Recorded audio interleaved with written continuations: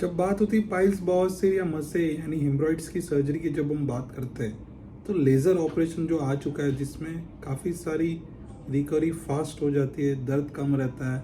काफ़ी सारे डॉक्टर्स आपको बताएंगे कि इसमें जल्दी आपको रिकवरी मिल जाती है, लेकिन फिर भी रिकवरी बोलने में जितना आसान शब्द है उतना वाकई में इतना आसान नहीं हो सकता है।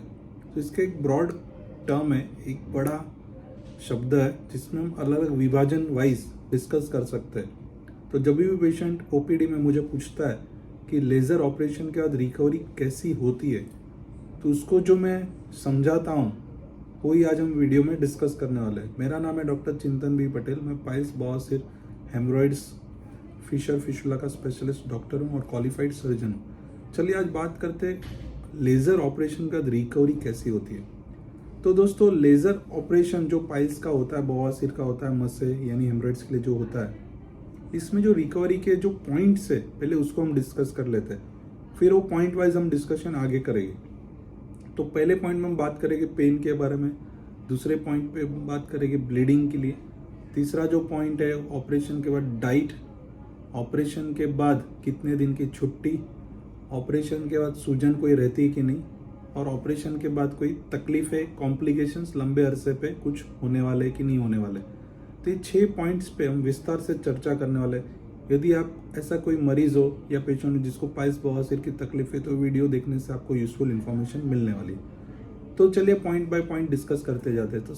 तो सबसे पहले जो पॉइंट डिस्कस करने वाला वो पेन के बारे में। दोस्तों, ऑपरेशन के बाद ये पेन काफी कम रहता है, जीरो पेन जैसा नहीं रहता। ऐसा नहीं कि ऑपरेशन का बिल्कुल पेन नहीं होता। ऑपरेशन के बाद बाकी जो सर्जरीज है जिसमें एक्सरसाइज करते हैं यानी कट कर रहे हैं, वो कट करने की सर्जरीज की तुलना में ये सर्जरी में काफी पेन कम रहता है। फिर डिपेंड करता है कि पेशेंट को पाइल्स सिर्फ इंटरनल हिमरॉइड्स है या एक्सटर्नल हिमरॉइड्स यानी बाहरी बवासीर भी अगर रहते हैं, जो संडास के रास्ते या मुख के बाहर जो स्वेलिंग बढ़ गए, तो फिर ऐसे केसेस में कुछ कुछ कंपोनेंट्स को हम जला के लेजर से जला देते हैं जिसमें श्रिंकेज होता है, जिसमें पेन कम रहता है। लेकिन जब कट करते हैं पाइल्स को, जो बाहरी पाइल्स है जो बड़े हो गए वो पूरे जलते नहीं है या पूरे श्रिंकेज नहीं मिलता है, तो उसको जब हम एक्सरसाइज करते हैं तब थोड़ा सा उनको ये एरिया में पेन हो सकता है। सेकेंड जो पॉइंट पे बात करने वाले वो ब्लीडिंग के बारे में। दोस्तों, ब्लीडिंग जनरली ऑपरेशन के बाद कम तो हो जाता है, लेकिन कुछ लोगों को मामूली सा माइनर ब्लीडिंग हो सकता है। खास करके हार्ट स्टूल उतरता है तो हल्का सा एक खरोच का ब्लीडिंग हो सकता है। तो ये ब्लीडिंग जनरली 15% लोगों को हो सकता है या 10 to 15% लोगों को ये मामूली ब्लीडिंग मिल सकता है, जो धीरे धीरे वक्त से कम हो जाता है। अगर मेजर ब्लीडिंग है 1 से 2% लोगों में, तो ये पेशेंट्स को वापस एडमिट करके वो एरिया में जलाना पड़ता है या फिर बांधना पड़ता है या फिर कोई प्रकार का एक छोटा सा ऑपरेशन करने की जरूरत पड़ सकती है। जो होता है तो जनरली पहले 10-15 दिन में हो सकता है, जो बहुत कम लोगों को हो सकता है।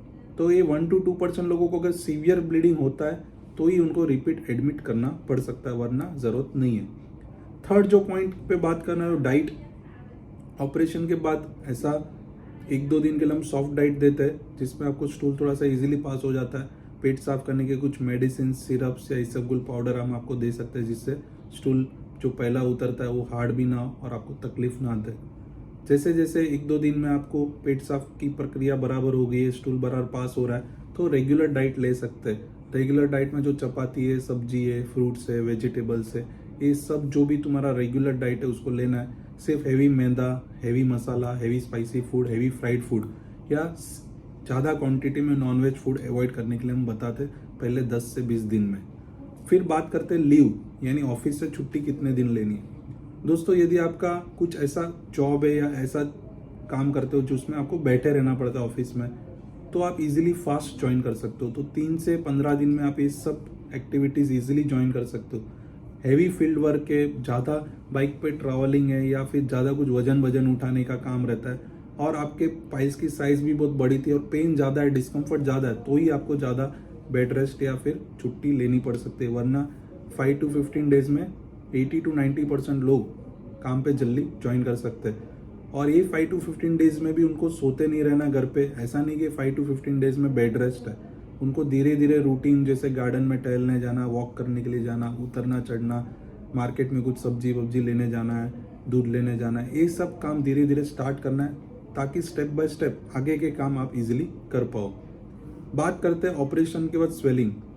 दोस्तों, काफ़ी सारे पेशेंट्स को जिसको ऑपरेशन होता है उनको ऑपरेशन के बाद भी एनएस के पास कुछ सूजन रह सकते हैं, शायद वो खून की सूजन हो, या फिर कुछ स्किन टैग्स नए ग्रो हो सकते हैं, या फिर ऐसे कोई छोटे एक्सटर्नल कंपाउंड्स रह सकते हैं जिसमें एनल स्टेनोसिस ना, इसके लिए कभी कभी वो छोड़ने पड़ते हैं। तो ऐसे स्वेलिंग की आपको चिंता नहीं करनी है, एज लॉन्ग एज आपको पेन धीरे धीरे कम हो रहा है और ब्लीडिंग भी आपको नहीं हो रहा है, तो इस स्वेलिंग की जनरली आपको चिंता ज़्यादा नहीं करनी है। फिर भी तसल्ली के लिए आपको आपके डॉक्टर को एक बार दिखा सकते हो। ऑपरेशन के बाद कॉम्प्लिकेशंस लॉन्ग टर्म में, जनरली लॉन्ग टर्म के कॉम्प्लिकेशंस ऐसा तो कुछ ज़्यादा नहीं है, लेकिन जो भी है वो मैंने पहले तो एक आपको बता दिया कि ब्लीडिंग सीवियर अगर होता है तो एक मेजर कॉम्प्लिकेशन हो सकता है।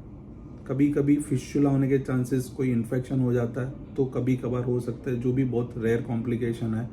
ऑपरेशन के बाद अगर एनल स्टेनोसिस यानी अगर बहुत ही ज़्यादा पाइल्स बड़े बड़े है और ज़्यादा उधर एनर्जी डिलीवर करनी पड़ रही है, या फिर एक्सरसाइज कंपोनेंट ज़्यादा करने पड़े, तो एनल कैनाल स्टेनोसिस है।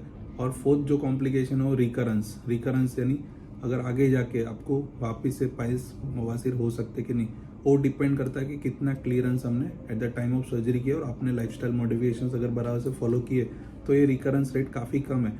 लेकिन इसकी जो रेंज है बहुत ब्रॉड रेंज है, तो अगर कोई पूछता है कि वापस होने के चांस कितने हैं, तो 3% या 4% से 25% तक का एक रेंज है, क्योंकि कभी कभी ये सर्जरी सिर्फ हम प्योरली लेजर करते हैं, कभी कभी इसको कंबाइन करते कोई दूसरे टेक्निक से।